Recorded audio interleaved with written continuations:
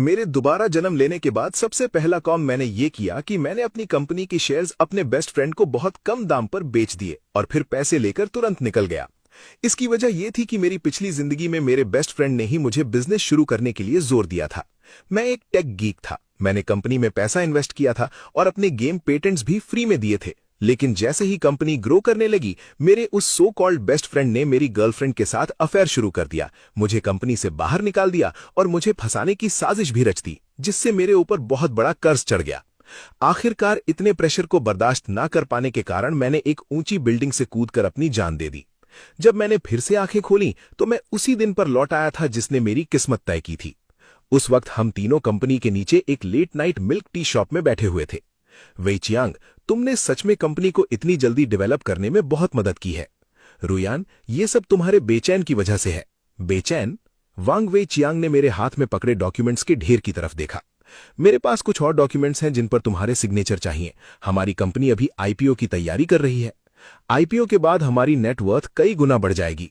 मैंने डॉक्यूमेंट्स के उस ढेर को देखा। उनमें से एक डॉक्यूमेंट ऐसा था जिसमें मुझे अपने शेयर्स कंपनी को वॉलंटरली ट्रांसफर करने थे। उस समय मेरी सोच साफ नहीं थी और लियू रुयान भी मीठी मीठी बातों से मुझे लगातार मनाती रहीं। आखिर मैंने बिना सोचे समझे सीधा अपना नाम साइन कर दिया। यही वो गलती थी जिसने मेरी पिछली जिंदगी का दर्दनाक अंजाम तय कर दिया था। पिछली जिंदगी में मैंने साइन किया था, लेकिन इस जन्म में मैं कभी साइन नहीं करूंगा। इस बार मैं तुम दोनों कमीनों को घुटनों पर लाकर माफी मांगने पर मजबूर करूंगा। मैंने वांग वेई चियांग की तरफ देखा। उसके चेहरे पर बड़ी सी मुस्कान थी। उसे पता था कि मैं एक टेक गीक हूं जो आमतौर पर डॉक्यूमेंट्स को ध्यान से नहीं पढ़ता और कॉन्ट्रैक्ट्स को भी ठीक से चेक नहीं करता। क्या हुआ बेचैन, कोई प्रॉब्लम है? मैंने थका हुआ दिखावा करते हुए कहा। कोई प्रॉब्लम नहीं, बस आज थोड़ा थक गया हूं, कल साइन कर दूंगा। एक डॉक्यूमेंट साइन करने में ज्यादा टाइम नहीं लगेगा। कंपनी जल्दी ही पब्लिक होने वाली है और कुछ काम पहले से करने पड़ेंगे, नहीं तो बाद में परेशानी होगी। इतनी जल्दी क्या है, मैं कल कर दूंगा। मेरा सर थोड़ा दर्द कर रहा है, मैं घर जाकर आराम करना चाहता हूं। यह कहकर मैं बाहर निकल गया। लियू रुयान तुरंत मेरे पीछे आई और पूछने लगी कि मुझे क्या हुआ है। उसने कंसर्न दिखाते हुए यह भी पूछा कि क्या मुझे हॉस्पिटल जाना चाहिए। कोई बात नहीं, घर जाकर आराम करूंगा तो ठीक हो जाऊंगा। आज मैं तुम लोगों के साथ क्लब नहीं जाऊंगा, वेई चियांग को साथ ले जाओ। पिछली जिंदगी में मैं इतना बेवकूफ था कि मुझे लगता था उन दोनों के बीच कुछ भी गलत नहीं है। मुझे क्या पता था कि वो दोनों कॉलेज के दिनों से ही साथ थे। अब मुझे उनसे कोई फर्क नहीं पड़ता।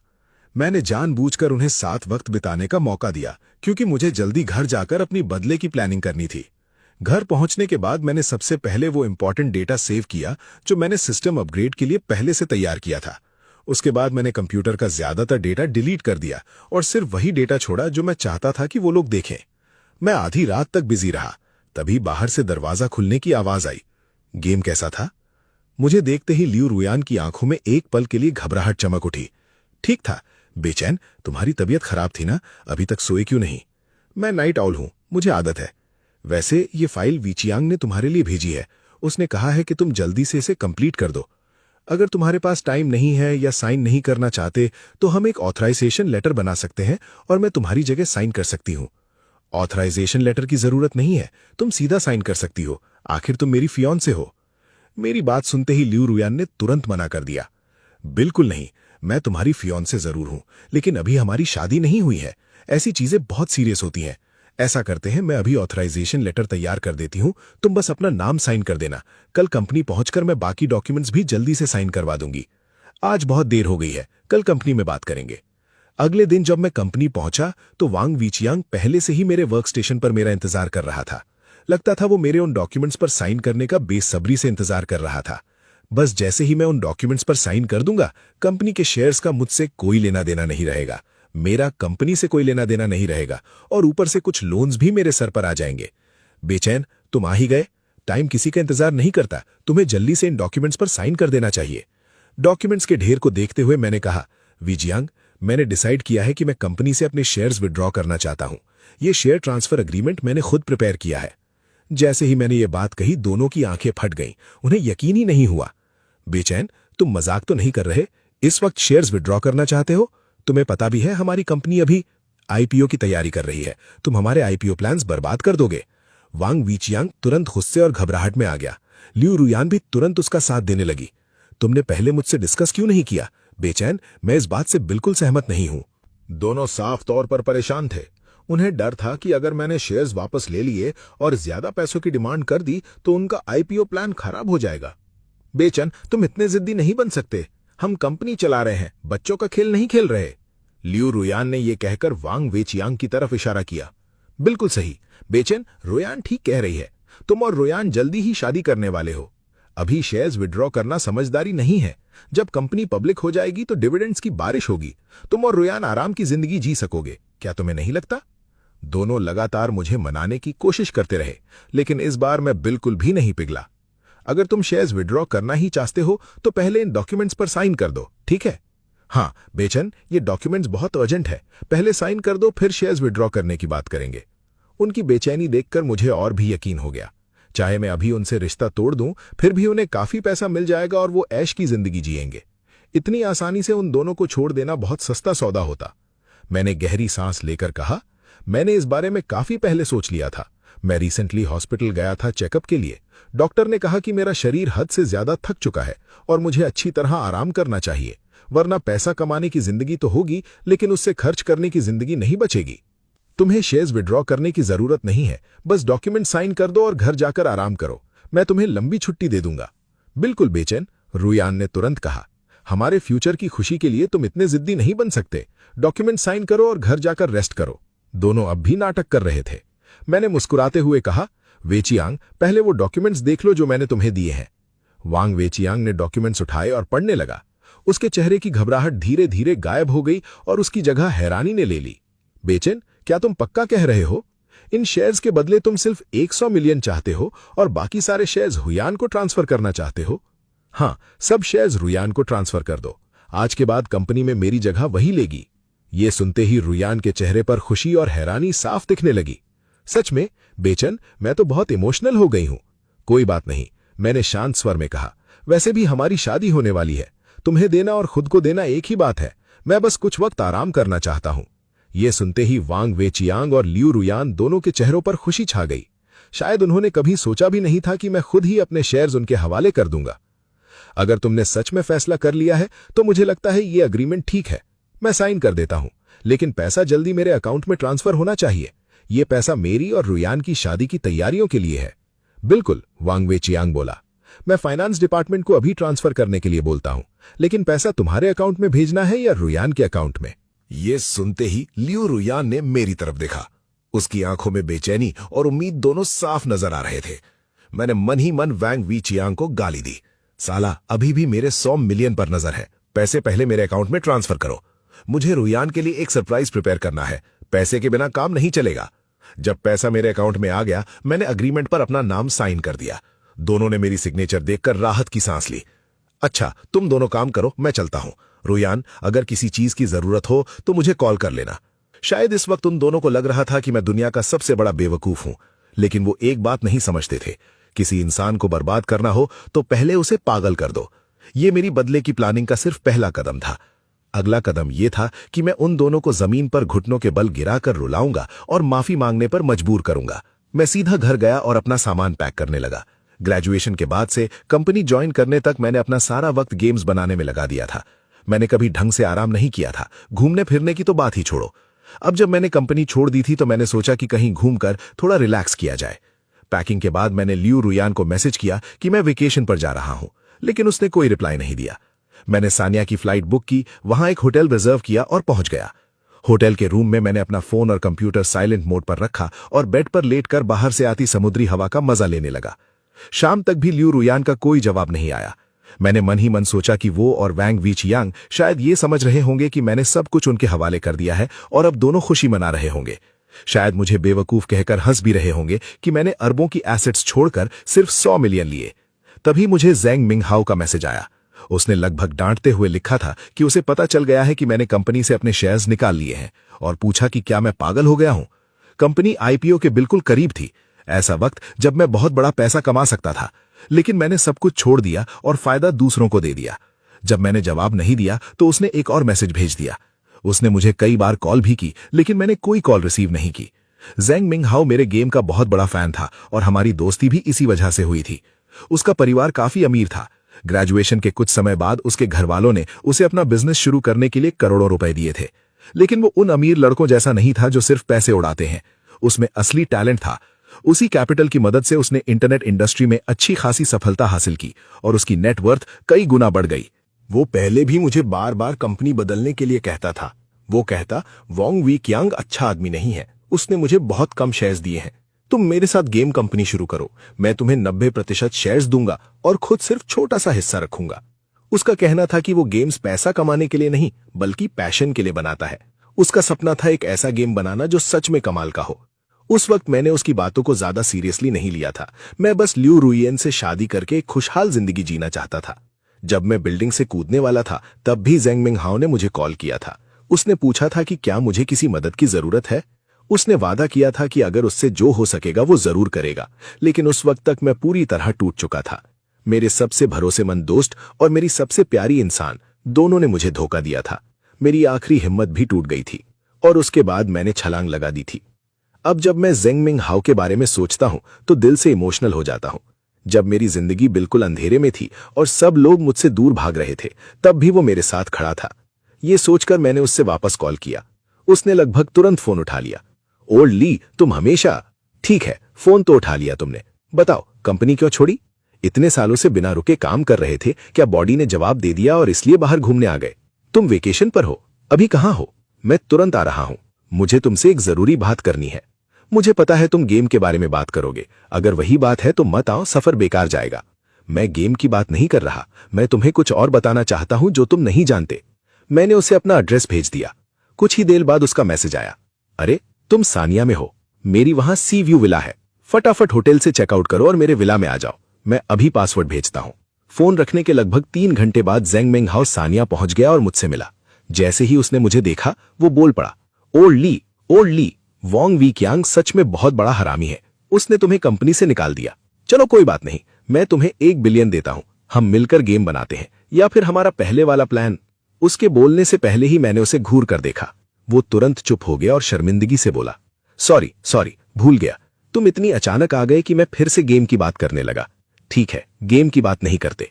अगले कुछ दिन तुम सानिया में जो चाहो करो, मैं तुम्हारे साथ रहूंगा।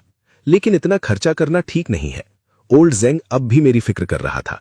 हम दोनों उसके विला के स्विमिंग पूल के पास बैठे थे। हमारे बीच एक वाइन की बोतल रखी हुई थी। ज़ेंग मिंगहाओ अपने फोन पर कुछ देख रहा था कि अचानक बोला, ओल्ड ली, देखो वांग वे कियांग कितना बड़ा कमीना है। उसने अभी कहा है कि गेम की मेन डेवलपमेंट टीम बदल दी गई है और पुरानी टीम कंपनी के डेवलपमेंट के साथ पेस नहीं रख पा रही थी। क्या ये तुम्हारी बेइज्जती करने का घुमा फिराकर तरीका नहीं है? ओल्ड ली, अब तो तुम उसका असली चेहरा देख रहे हो ना। उसने तुम्हें कंपनी से निकाल दिया, तुम्हारी अचीवमेंट्स चुरा ली और अब जानबूझकर ऐसी न्यूज रिलीज कर रहा है ताकि तुम्हें और बुरा लगे। कल मैं कंपनी जाकर उस हरामी वोंग वे कियांग को सबक सिखाऊंगा। फिर उसने मेरी तरफ देखकर कहा, ओल्ड ली, तुम बहुत ज्यादा शरीफ हो। मैंने बस अपने ग्लास से एक सिप लिया और चुपचाप उसे टेबल पर रख दिया। रात काफी हो चुकी थी, मुझे आराम करना चाहिए था। उस रात मुझे बहुत गहरी नींद आई। पता नहीं कितनी देर सोया था कि अचानक दरवाजे पर जोर जोर से नॉक होने लगा। बाहर से ज़ेंग मिंगहाओ की आवाज आई, ओल्ड ली, जल्दी दरवाजा खोलो, कुछ हो गया है। मैं तुरंत उठकर दरवाजा खोलने गया। ज़ेंग मिंगहाओ के हाथ में एक टैबलेट था। उसने टैबलेट मेरी तरफ बढ़ाया। प्रेस कॉन्फ्रेंस शुरू हो गई है, देखो लाइव ब्रॉडकास्ट चल रहा है। स्क्रीन पर एक रिपोर्टर वोंग वे कियांग से सवाल पूछ रहा था। मिस्टर वोंग, आज कंपनी की गेम अपडेट और नए हीरो के लॉन्च से पहले वाली प्रेस कॉन्फ्रेंस है। आप प्लेयर्स को क्या कहना चाहेंगे? वोंग वे कियांग मुस्कुराया। ये गेम अपडेट प्लेयर्स को एक बिल्कुल नया एक्सपीरियंस देगा। इसके अंदर बहुत सारे सरप्राइजेस भी छुपे हुए हैं। मुझे यकीन है कि कोई भी प्लेयर डिसअपॉइंटेड नहीं होगा। बाकी डिटेल्स हमारे नए गेम प्लानिंग डायरेक्टर थोड़ी देर में एक्सप्लेन करेंगे। फिर दूसरे रिपोर्टर ने पूछा, मिस्टर वोंग, मैंने सुना है कि गेम के प्रीवियस क्रिएटर कंपनी छोड़कर चले गए हैं। क्या इसके पीछे कोई खास वजह है? वोंग वे कियांग और ल्यू रुयान ने एक दूसरे की तरफ देखा। फिर वोंग वे कियांग ने हल्की सी मुस्कान के साथ कहा, इसका जवाब हमारी सीईओ ल्यू रुयान देंगी। ल्यू रुयान ने माइक संभाला। इसमें कोई खास बात नहीं है। हमारी कंपनी आईपीओ की तैयारी कर रही है। पुराने गेम के डिजाइन कॉन्सेप्ट्स काफी आउटडेटेड हो गए थे और कंपनी के डेवलपमेंट के साथ मैच नहीं कर पा रहे थे, इसलिए हमें गेम के लीड डिजाइनर को रिप्लेस करना पड़ा। जैसे ही उसने ये कहा, हॉल में हंगामा मच गया। मेरे पास खड़ा ज़ेंग मिंगहाओ मुझे घूरने लगा। ओल्ड ली, क्या तुम्हारा और तुम्हारी गर्लफ्रेंड का झगड़ा हुआ था? मुझे समझ आ गया कि वो क्या कहना चाहता था। अगर मेरे और ल्यू रुयान के बीच सब ठीक होता तो वो कभी पब्लिक में मेरे बारे में ऐसी बात नहीं करती। मैंने शांत स्वर में कहा, मैं कंपनी छोड़ चुका हूं। पब्लिक को कोई वजह तो देनी ही थी, बस उन्होंने ये वजह चुन ली। ज़ेंग मिंगहाओ ने तुरंत कहा, यह पक्का वोंग वे कियांग का आइडिया है, वरना तुम्हारी गर्लफ्रेंड कभी ऐसा नहीं करती। उसकी बात सुनकर मेरे दिल में ठंडी सी चुभन हुई। ज़ेंग मिंगहाओ को सच्चाई नहीं पता थी और मैंने भी उसे कुछ नहीं बताया। मैं बस देखना चाहता था कि ये दोनों कितनी देर तक इतना घमंड दिखाते रहेंगे। तभी रिपोर्टर ने फिर सवाल दागा, तो क्या इसका मतलब यह है कि पिछले लीड क्रिएटर को कंपनी से निकाल दिया गया था? लियू रुयान और वांग वेकियांग ने एक दूसरे की तरफ देखा। फिर लियू रुयान ने जवाब दिया, प्लेयर्स को बेहतर गेमिंग एक्सपीरियंस देने के लिए हमें कुछ मुश्किल फैसले लेने पड़े। कुछ लोगों को एलिमिनेट करना जरूरी होता है। ये सुनते ही ज़ैंग विंगहाओ का गुस्सा फूट पड़ा। मैं और नहीं देख सकता। तुमने कंपनी खुद छोड़ी थी और ये लोग दुनिया को बता रहे हैं कि तुम्हें निकाल दिया गया। उसने तुरंत फोन उठाया और लाइव स्ट्रीम के कमेंट सेक्शन में सच लिखने लगा। लेकिन उसके कमेंट्स कुछ ही सेकंड्स में हजारों कमेंट्स के बीच गायब हो गए। साफ था कि वांग वेकियांग ने पेड ट्रोल्स हायर किए हुए थे जो नैरेटिव कंट्रोल कर रहे थे। इसी बीच एक और रिपोर्टर ने अचानक बम फोड़ दिया। मिस लियू, मैंने सुना है कि आप और प्रीवियस गेम क्रिएटर रिलेशनशिप में थे। क्या यह सच है? अगर सच है तो आपके अभी के कमेंट्स कुछ ज्यादा ही हर्टफुल नहीं थे। ये सवाल सुनते ही पूरी लाइव स्ट्रीम में धमाका हो गया। व्यूअर्स की संख्या एकदम से पीक पर पहुंच गई। लियू रुयान के चेहरे का रंग एक पल के लिए उड़ गया, लेकिन उसने तुरंत खुद को संभाल लिया। रिपोर्टर, मुझे नहीं पता आपने ये अफवाह कहां से सुनी। आज गेम लॉन्च से पहले की प्रेस कॉन्फ्रेंस है। मुझे अपनी पर्सनल लाइफ के बारे में बात नहीं करनी चाहिए, लेकिन क्योंकि आपने सवाल पूछा है, मैं इस अफवाह को यहीं क्लियर कर देती हूं। मेरा और फॉर्मर प्रोजेक्ट हेड का रिश्ता सिर्फ कॉलीग्स का था। हमारे बीच इसके अलावा कोई और रिलेशनशिप नहीं था। ये सुनते ही मेरे चेहरे का एक्सप्रेशन भी बदल गया। हालांकि मुझे पहले से ही कुछ बातों का अंजाम पता था, फिर भी दिल में हल्का सा दर्द महसूस हुआ। लेकिन अच्छा ही हुआ। अब वो दिखावा करना भी छोड़ चुकी थी, इसलिए मुझे भी किसी बात की चिंता नहीं थी। ज़ैंग मिंगहाओ ने मेरी तरफ देखा और बोला, ओल्ड ली, तुम दोनों का ब्रेकअप कब हुआ? तुम कब से इतने गॉसिप लविंग हो गए? मैंने हल्की सी मुस्कान के साथ जवाब दिया। ओल्ड ज़ैंग, अगर कोई और काम नहीं है तो तुम जा सकते हो। मैं थोड़ी देर अकेला रहना चाहता हूं। ज़ैंग मिंगहाओ के जाने के बाद मैंने अपने साथ लाया हुआ हार्ड ड्राइव निकाला और कंप्यूटर में लगा दिया। उस हार्ड ड्राइव में एक नया गेम था जो मैंने खुद डेवलप किया था। हालांकि वो अभी परफेक्ट नहीं था, लेकिन उसका बेसिक प्रोटोटाइप तैयार हो चुका था। पिछली जिंदगी में मेरा प्लान था कि कंपनी के आईपीओ के बाद मैं ये गेम सबको दिखाऊंगा और उन्हें सरप्राइज दूंगा। लेकिन मैं उस दिन तक जिंदा ही नहीं रह पाया था। प्रेस कॉन्फ्रेंस खत्म होने के कुछ देर बाद ही लियू रुयान का फोन आया। ली बेचैन, तुमने आज का लाइव स्ट्रीम पूरा देखा होगा, है ना? हाँ देखा। तो मैं तुम्हें एक बात बताने के लिए फोन कर रही हूं। हम ब्रेकअप कर रहे हैं। ली बेचैन, मैंने कभी नहीं सोचा था कि तुम इतने बिना एम्बिशन के निकलोगे। तुम कंपनी छोड़ चुके हो। अब हमारे बीच न करियर का कोई कनेक्शन है और ना ही फ्यूचर का। हम दोनों अलग रास्ते पर चल रहे हैं। तुम समझ रहे हो ना मैं क्या कहना चाहती हूं? ठीक है, मैं एग्री करता हूं। मेरा जवाब सुनकर लियू रुयान कुछ सेकंड्स तक बिल्कुल चुप हो गई। ली बेचैन, तुम्हें और कुछ नहीं कहना? और क्या कहना है? तुम ब्रेकअप चाहती हो, मैं मान गया। आज के बाद हमारा एक दूसरे से कोई लेना देना नहीं। लियू रुयान ने फिर पूछा, तो घर और गाड़ी मेरे पास रहेंगे? कोई प्रॉब्लम तो नहीं? कोई प्रॉब्लम नहीं। ये कहकर मैंने तुरंत फोन काट दिया। उसके बाद मैंने अपना पूरा ध्यान गेम डेवलपमेंट पर लगा दिया।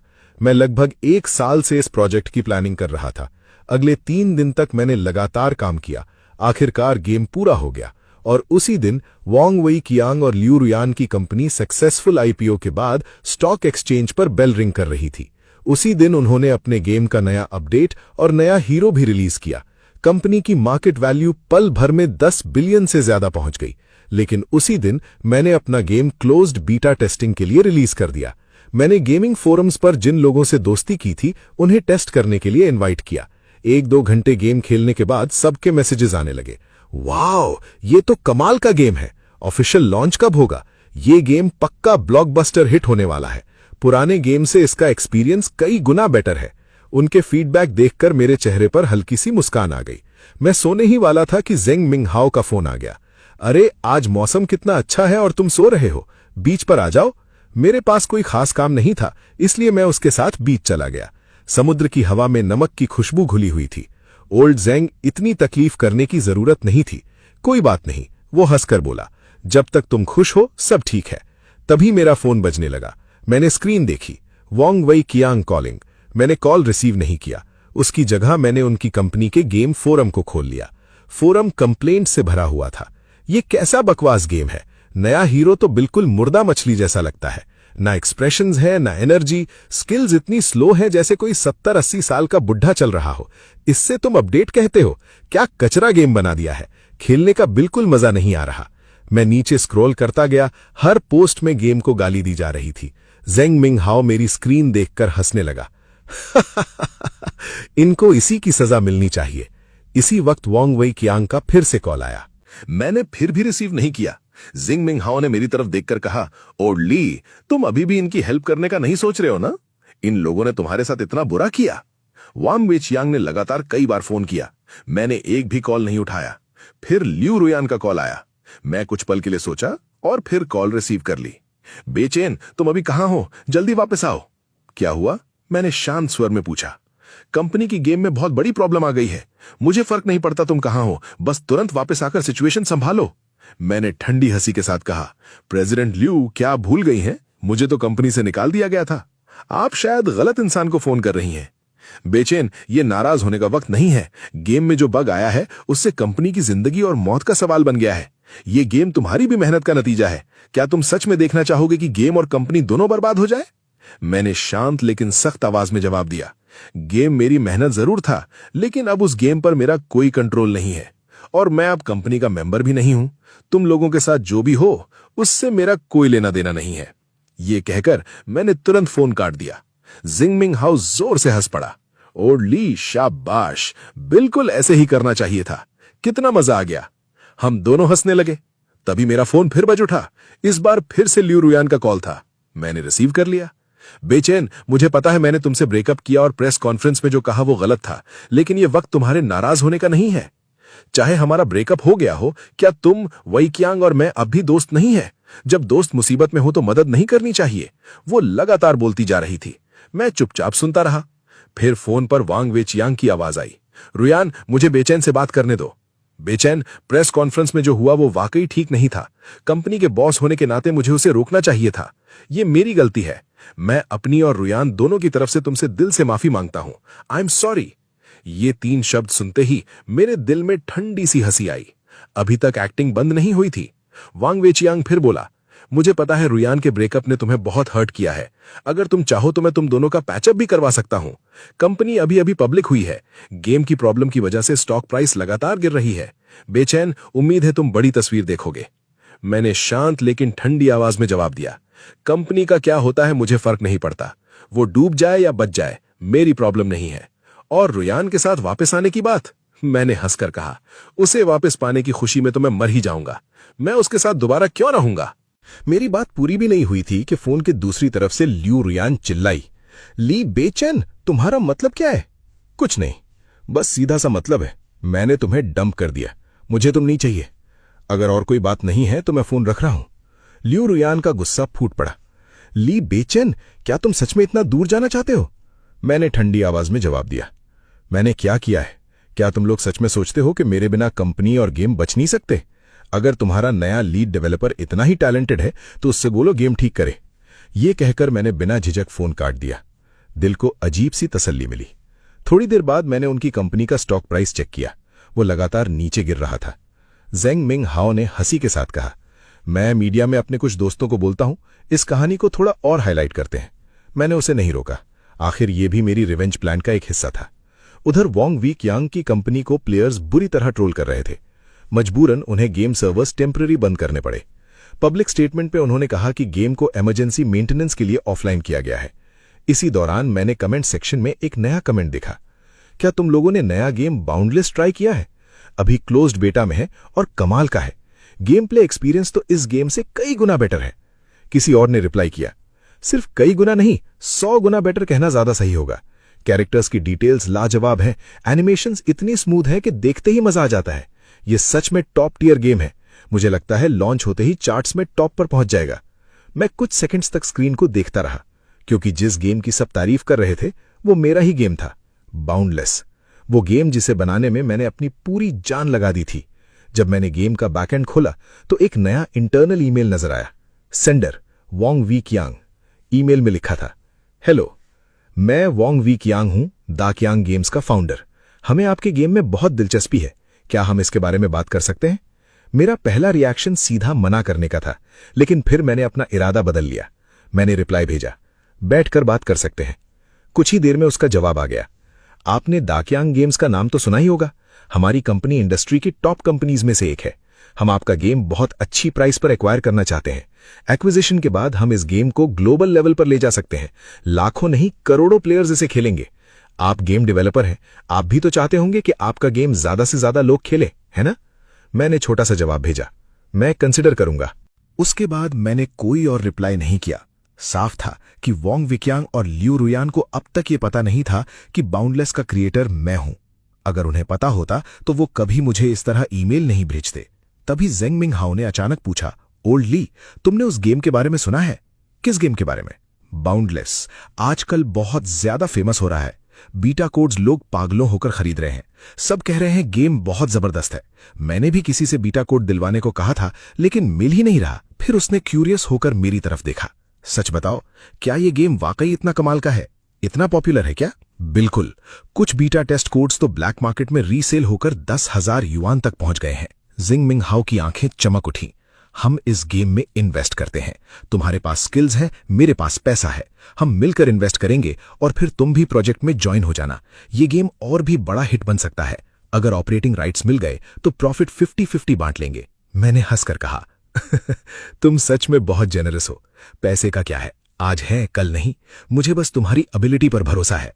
फिर मैंने मजाक में पूछा, तुम्हें डर नहीं लगता कि वोंग विक्यांग पहले ही डेवलपर से बात कर चुका होगा? तुम गेम्स इंडस्ट्री में उसके सामने बिल्कुल नए हो। तुम उससे कंपीट कैसे करोगे? जेंग मिंग हाओ थोड़ी देर के लिए चुप हो गया। तुम सही कह रहे हो। फिर मैं क्या करूं? अगर इतना अच्छा गेम वोंग विक्यांग के हाथ लग गया तो वो उसे बर्बाद कर देगा। नहीं, मुझे जल्दी कुछ करना पड़ेगा। मैं उसे पहले पहुंचने नहीं दे सकता। उस रात मैंने गेम का बैकएंड खोला। वहां वोंग विक्यांग का एक और ईमेल पड़ा था। ईमेल में लिखा था, मैं गेम्स का बहुत सम्मान करता हूं। अगर बाउंडलेस की पब्लिशिंग राइट्स हमारी कंपनी को मिल जाएं तो ये गेम कभी दबेगा नहीं। एक्विजिशन के बाद भी आप पूरे प्रोजेक्ट के हेड रहेंगे। आपको पूरा कंट्रोल दिया जाएगा। मैं गेम्स का सम्मान करता हूं, टेक्नोलॉजी का सम्मान करता हूं और सबसे ज्यादा आपका सम्मान करता हूं। ये सब पढ़कर मुझे हंसी आ गई। इतनी बड़ी बड़ी बातें, और वो भी वोंग विक्यांग के मुंह से। सच में मजाक लग रहा था। मैंने उससे रिप्लाई किया, मिस्टर वोंग, आपकी बातों ने मुझे सच में थोड़ा इमोशनल कर दिया है। अगली सुबह दाक्यांग गेम्स ने एक और प्रेस कॉन्फ्रेंस रखी। उसमें उन्होंने 3 बड़ी अनाउंसमेंट्स की। पहली अनाउंसमेंट, गेम के मेजर बग्स लगभग फिक्स कर दिए गए हैं। दूसरी अनाउंसमेंट, कंपनी को एक नया इन्वेस्टर मिल गया है जो बहुत बड़ा फंड इन्वेस्ट करेगा। तीसरी अनाउंसमेंट, मार्केट में एक नया गेम आया है, बाउंडलेस, और दाक्यांग गेम्स उसके डेवलपर्स के साथ कांटेक्ट में है। जल्द ही उस गेम की पब्लिशिंग राइट्स एक्वायर कर ली जाएंगी। ये 3 खबरें आते ही दाक्यांग गेम्स का स्टॉक रॉकेट की तरह ऊपर चढ़ गया। उसी दोपहर जेंग मिंग हाओ उदास चेहरा लेकर मेरे पास आया। ओल्ड ली, लगता है इस बार सब खत्म हो गया। मैंने क्या पूछा, क्या हुआ? वांग विक्यांग और लियू रुयान अभी सेलिब्रेशन पार्टी कर रहे हैं। उन्हें 1 बिलियन युआन का इन्वेस्टमेंट मिल गया है, लेकिन इन्वेस्टमेंट के साथ परफॉर्मेंस एग्रीमेंट भी है। पहले साल 20% प्रॉफिट, अगले 2 सालों में प्रॉफिट डबल होना चाहिए। अगर उनके पास बाउंडलेस आ गया तो वो ये टारगेट आराम से अचीव कर लेंगे। फिर उसने दुखी आवाज में कहा, यार मुझे समझ नहीं आता, लियू रुयान और वांग विक्यांग इतने लकी कैसे हो सकते हैं? मैंने आराम से कहा, चिंता मत करो, बस देखते जाओ। जेंग मिंग हाओ ने सिर हिलाया। सब तो लगभग डिसाइड हो चुका है। बाउंडलेस के डेवलपर्स भी अजीब हैं। दाक्यांग जैसी कंपनी के साथ पार्टनरशिप कर रहे हैं। वैसे मैं इतने दिन से भागदौड़ कर रहा हूं और अब तक एक बीटा टेस्ट अकाउंट तक नहीं मिला। ये अकाउंट्स मिलते ही नहीं। मैंने सुना आज दोपहर में कुछ और रिलीज हुए थे। मैं खरीदने जा रहा था, लेकिन वो पर्सनल आईपी और कंप्यूटर से बाइंड होते हैं। खरीद भी लूं तो यूज नहीं कर सकता। उसका उदास चेहरा देखकर मेरी हंसी निकल गई। ओल्ड जैंग, तुम सच में इतना गेम खेलना चाहते हो? ऑफ कोर्स, चाहे मुझे ऑपरेटिंग राइट्स ना मिले, मैं फिर भी वांग विक्यांग को नहीं लेने दूंगा। वो अच्छी गेम की बैंड बजा देगा। मैंने कैजुअली कहा, मेरे पास एक बीटा अकाउंट है, चाहिए? जेंग मिंग हाओ तुरंत खड़ा हो गया। सच? तुम्हारे पास बीटा अकाउंट है? ओल्ड ली, प्लीज मुझे दे दो। मैंने हंसी रोककर कहा, सिर्फ एक अकाउंट नहीं, जितने चाहिए उतने दे सकता हूं। वो बिल्कुल जम गया। रुको, मैंने सही सुना? तुमने कहा जितने चाहिए उतने? हाँ, मेरे पास बहुत सारे हैं। उसकी आंखें और भी बड़ी हो गईं। तुम बाउंडलेस के डेवलपर्स को जानते हो? फिर वो जोर से हंस पड़ा। मुझे पता था तुम गेम डेवलपमेंट के जीनियस हो, तुम्हारे कनेक्शन जरूर होंगे। जल्दी कांटेक्ट करो, हो सकता है हम पब्लिशिंग राइट्स पहले ही ले लें। मैंने शांत आवाज में कहा। डेवलपर को तो मैं जानता हूं। जैसे ही मैंने ये कहा मेरा फोन बजने लगा। स्क्रीन पर नाम था लियू रुयान। मेरा फोन उठाने का कोई इरादा नहीं था, मैंने सीधा कट कर दिया, लेकिन उसने लगातार 3-4 बार कॉल किया। आखिर मैंने रिसीव कर लिया। फोन उठाते ही उसकी आवाज आई, ली बेचैन, तुमने आज की न्यूज देख ली होगी ना? मैं तुम्हें बता देना चाहती हूं, खुद को इतना इंपॉर्टेंट मत समझो। दाकियांग गेम्स तुम्हारे बिना और भी अच्छा परफॉर्म कर रही है और बहुत जल्द हम बाउंडलेस को एक्वायर करने वाले हैं और उसके बाद सब कुछ और भी बेहतर होता जाएगा। बहुत गुस्सा आ रहा है ना? कॉन्ग्रेचुलेशंस, तुम्हें मुझे कॉन्ग्रेचुलेट करना चाहिए। लियू रुयान की आवाज फोन पर लड़खड़ा रही थी। साफ था कि वो नशे में थी। फिर वो हंसने लगी। मैं तुम्हें एक सीक्रेट बताती हूं, मैं और वी कियांग साथ हैं। ओह वेट, हम तो बहुत पहले से साथ हैं, एक्चुअली कॉलेज से ही रिलेशनशिप में हैं। मैं चुपचाप सुनता रहा। मुझे अंदाजा नहीं था कि नशे में वो और क्या क्या बोलने वाली है, इसलिए मैंने बिना आवाज किए रिकॉर्ड बटन दबा दिया। लियू यान बोलती रही, उस वक्त मैं और वेचियांग साथ थे। फिर वेचियांग को तुम्हारा गेम पसंद आ गया, उसने मुझे तुमसे रिलेशनशिप में आने को कहा। इतने सालों तक हम तुम्हारे पीछे पता नहीं कितनी चीजें करते रहे। ली बेचैन, अब तो तुम्हें बहुत गुस्सा आ रहा होगा, है ना? शायद गुस्से से मर ही रहे होगे। मैं फिर भी चुप रहा। वो और ज्यादा एक्साइटेड हो गई। तुम गुस्से में उछल रहे होगे, लेकिन तुम कुछ कर भी नहीं सकते, तुम सिर्फ गुस्सा हो सकते हो। ओ हाँ, हमारी बहुत सारी इंटीमेट फोटोज भी हैं, मैं तुम्हें भेजती हूं, देखते हैं तुम कितना जलते हो। उसकी बात सुनकर मुझे भी हैरानी हुई। मैंने कभी नहीं सोचा था कि नशे में वो इतनी बेवकूफी करेगी। उसने जो फोटोज भेजी मैंने बिना कुछ कहे एक एक करके सेव कर ली। फिर वो हंसकर बोली, ली बेचैन, अब समझ आया तुम कितने रिडिकुलस हो, तुम सिर्फ एक क्लाउन हो। मैंने शांत आवाज में पूछा, हो गया? हाँ हो गया, कितना मजा आया। ली बेचैन, याद रखना, आज के बाद मैं और वेचियांग हाई सोसाइटी का हिस्सा होंगे और तुम हमेशा अंधेरे में ही पड़े रहोगे। मैंने तुम्हें कभी पसंद नहीं किया, कभी भी नहीं। इतना कहकर मैंने फोन काट दिया। बालकनी से वापस रूम में आया। अंदर जेंग मिंगहाओ मेरा इंतजार कर रहा था। उसके चेहरे पर एक्साइटमेंट साफ नजर आ रही थी। लगता था उसके पास बोलने के लिए बहुत कुछ था। मैंने सीधा उसकी तरफ देखा और कहा, वैसे ये गेम मैंने ही बनाया है। क्या कहा? मैं ठीक से नहीं सुन पाया। ओडली, फिर से बोलो। मैंने धीरे से कहा, बाउंडलेस का डेवलपर मैं हूं, क्या तुम इन्वेस्ट करना चाहोगे? कुछ सेकंड्स तक कमरे में सन्नाटा छा गया। फिर जेंग मिंगहाओ लगभग उछल पड़ा। क्या? सच में? मैं तो बहुत इंटरेस्टेड हूं, बहुत ज्यादा इंटरेस्टेड हूं। मैंने सिर हिलाया। ठीक है, तुम जल्दी से टीम असेंबल करो, मोबाइल वर्जन तैयार करना है। पीसी वर्जन 1 हफ्ते बाद पब्लिक बीटा में रिलीज होगा, बाकी सब मेरी रिस्पॉन्सिबिलिटी। जेंग मिंगहाओ बिना सोचे बोला, कोई प्रॉब्लम नहीं है। कितने पैसे चाहिए? मैं अभी ट्रांसफर कर देता हूं। मैंने पूछा, तुम्हारे पास कैश कितना है? मेरे पर्सनल अकाउंट में 300 मिलियन पड़ा है। ठीक है, पहले कंपनी रजिस्टर करो, फिर सारा पैसा कंपनी अकाउंट में ट्रांसफर कर दो। मुझे डेवलपमेंट टीम भी बिल्ड करनी है। कोई प्रॉब्लम नहीं है, मेरा काम पैसे देना है, बाकी सब तुम संभालो। तुम जो बोलोगे मैं वही करूंगा। उसका एक्साइटमेंट कम ही नहीं हो रहा था। मैं उसे इग्नोर करके सीधा रूम में चला गया और गेम ऑप्टिमाइज करने लगा। पूरी रात काम करता रहा और साथ ही अपनी दूसरी रिवेंज प्लान की तैयारी भी शुरू कर दी। इस बार मैं वांग वी चियांग और लियू रुयान को असली दर्द महसूस करवाने वाला था। वो किस चीज पर डिपेंड कर रहे थे? प्लेयर्स पर, और मैं उनके सारे प्लेयर्स छीन लेने वाला था। मैंने गेम के अंदर ऑफिशियल अनाउंसमेंट डाल दी, बाउंडलेस 1 हफ्ते बाद ऑफिशियली लॉन्च होगा। अनाउंसमेंट देखते ही वांग वी चियांग का मैसेज आ गया। उसने लिखा, दाकियांग गेम्स पूरी तरह रेडी है, हम कभी भी बाउंडलेस के साथ कोऑपरेशन लॉन्च कर सकते हैं। मैंने मैसेज पढ़कर अंदर ही अंदर ठंडी हंसी हंसी और रिप्लाई तक नहीं किया। मुझे उससे कुछ कहने की जरूरत नहीं थी। हालांकि मैंने कभी भी उसकी एक्विजिशन रिक्वेस्ट एक्सेप्ट नहीं की थी, लेकिन वांग वी चियांग बेशरम था। प्रमोशन के दौरान वो लगातार बाउंडलेस का नाम अपनी कंपनी के साथ जोड़ रहा था। ऐसे दिखाया जा रहा था जैसे बाउंडलेस उनकी कंपनी का प्रोजेक्ट हो। लेकिन मैंने उसे एक्सपोज नहीं किया, क्योंकि जितनी ज्यादा हाइप वो क्रिएट करेंगे उतनी ही बुरी तरह गिरेंगे। मैंने पहले ही सब प्लान कर रखा था। समय बहुत तेजी से बीत गया। जेंग मिंगहाओ भी काफी एफिशिएंट निकला। उसने घर से और 500 मिलियन युआन अरेंज कर लिए। फंड्स की कोई कमी नहीं थी। ऑफिस सानिया में रेंट पर ले लिया गया। कंपनी भी रजिस्टर हो गई। उसने गर्व से कहा, अब हम किसी के साथ भी कोऑपरेशन कर सकते हैं। मैंने हंसकर कहा, तुम बहुत फास्ट काम करते हो। ऑफ कोर्स, मैंने पिछले कुछ दिन सिर्फ बाउंडलेस ही खेला है। एक्सपीरियंस अनबिलीवेबल है। लॉन्च होते ही ये गेम ब्लास्ट कर देगा। इसी वक्त टीवी पर वांग वी चियांग का एक इंटरव्यू चल रहा था। रिपोर्टर पूछ रहा था, मैंने सुना है कि आप लोगों का बाउंडलेस के डेवलपर्स के साथ डीप कोऑपरेशन अग्रीमेंट हो गया है, क्या यह सच है? वांग वी चियांग पूरे कॉन्फिडेंस के साथ मुस्कुराया। हाँ, हमारी बाउंडलेस के डेवलपर्स के साथ बहुत प्रोडक्टिव डिस्कशंस हुई हैं। उनका हमारी कंपनी के बारे में बहुत पॉजिटिव ओपिनियन है। टीवी देखते ही जेंग मिंग हाओ का गुस्सा फूट पड़ा। ये तो हद है, अग्रीमेंट साइन भी नहीं हुआ और ये पब्लिक में क्लेम कर रहा है कि पार्टनरशिप पक्की हो गई है। कितना शेमलेस आदमी है। ओल्ड ली, दुनिया में इतना बेशरम इंसान कैसे हो सकता है? यार, दुनिया में इतना बेशरम आदमी भी होता है क्या, जो मन में आए बोल देता है?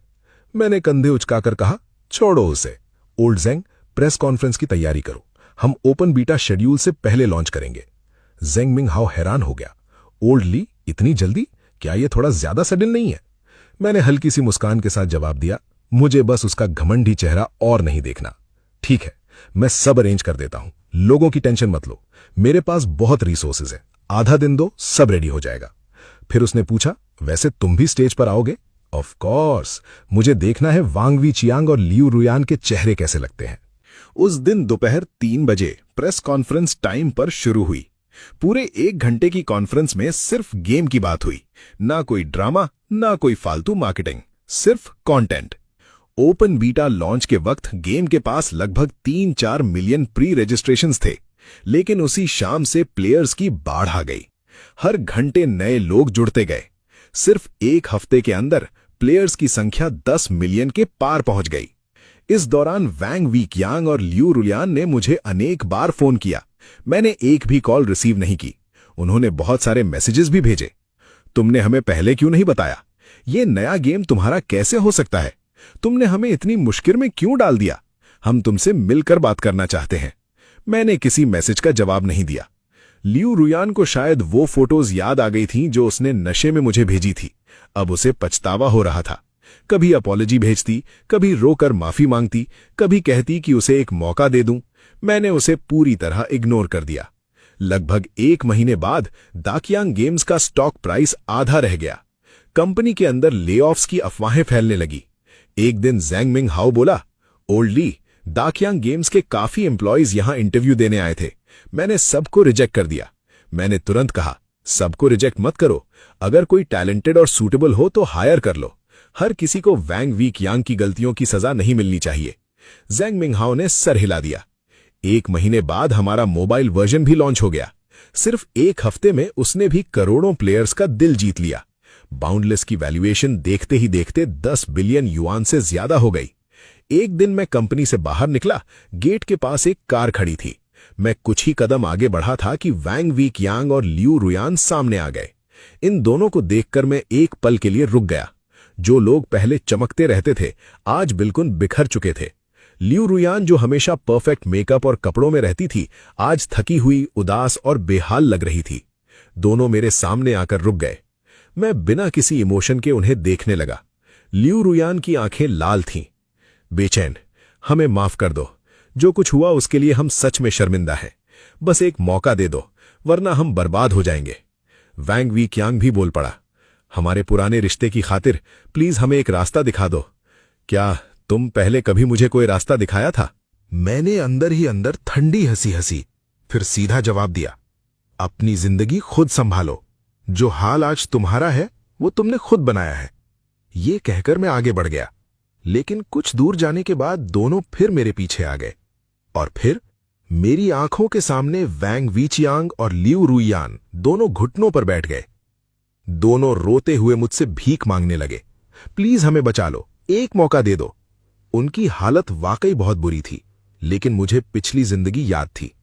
जब मैं मदद मांग रहा था तब उन्होंने मुझे कोई मौका नहीं दिया था। मैंने शांत आवाज में कहा, तुम्हारी किस्मत से मेरा कोई लेना देना नहीं। ये कहकर मैं मुड़ गया।